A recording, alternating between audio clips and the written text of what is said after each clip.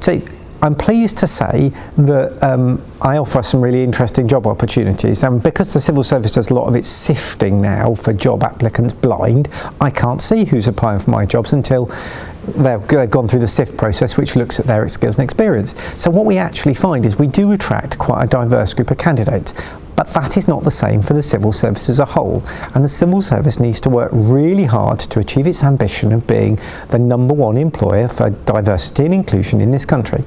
Some of what we're doing around being really blind in our sifting process helps with that, but it doesn't solve it all, because it doesn't encourage applicants to think about applying for jobs in the civil service, which they may have a prejudice to think it's all white people from certain universities. Well, I just want to assure you that that's not the case. So the biggest challenge I have in getting a really diverse and inclusive workforce is reaching out, and that's what I wanted to do today on this video, is say to people that are interested in working in the civil service, come and give us a try.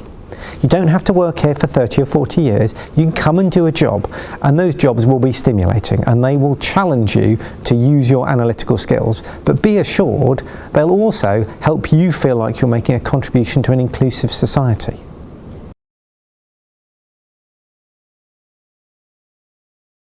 So, working in analysis in government. So I think you need a few different sets of skills, and it's skills you can bring or skills you can develop. So you need to be a good analyst. You need to understand the tools of the trade, and that probably means you've done some professional study. You don't need a PhD. You may have a master's, you may have an undergraduate degree with some strong analytical skills. But when you did those studies, you need to think about how it's going to be used. So you bring skills that are applicable, and that's really important. So think about how the regression techniques you may have learned can be applied to problem solving.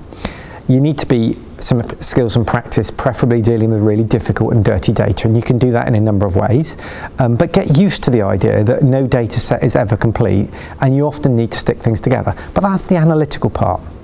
What I really need is you to bring your passion to work, because actually this is a job where you've got to be fairly inspired. There are easier, probably better paid jobs in other parts of the sector, and you have skills as an analyst that are really valuable and marketable. But my advice to you is, if you want to get a stimulation in your work for doing the sorts of things that we do, and go home in an evening and talk to your family about the bits you can talk about that are interesting, come to the civil service. And what you need to learn is the ability to tell stories. Not fictitious stories, factual stories that are based and grounded in evidence, using your analysis and then providing an insight. And it's those three steps: the evidence that you gather and bring together, the analysis you perform on it, and the insight that you're able to provide from your analysis.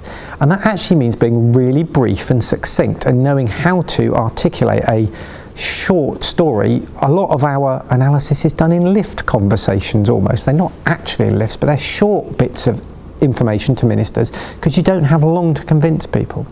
And your credibility that you build as a good storyteller, telling those short factual stories, is really important for being fully effective. So my advice is, learn to be a good storyteller, work out how your analytical skills can be put into practice, and by all means do some other things before you become a civil servant, because you don't need to begin at the beginning. It's not a decision you have to make at the end of your degree. It's a decision you can make at any point in your career to come into government. The final thing I'd say is talk to some people in government. We're not completely invisible.